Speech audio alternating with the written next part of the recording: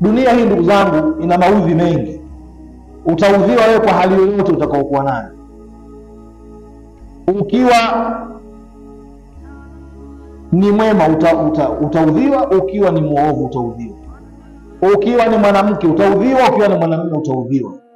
Ukiwa ni mwajiri utaudhiwa, ukiwa ni mwajiriwa utaudhiwa.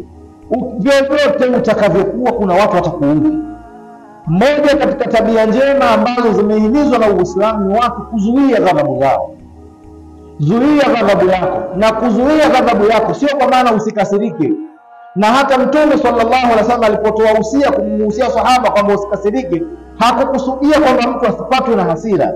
Alikusudia mtu azuie ghadhabu zake, asifanye yale ambayo yanasababishwa na ghadhabu zake, kwa sababu hilo ndio dhambi au hilo ndio linaleta matatizo. Lakini kukasirika tu kwa sababu wewe ni binadamu, umeumbwa na maumbile ya hisia, ukiudhiwa lazima utakasirika.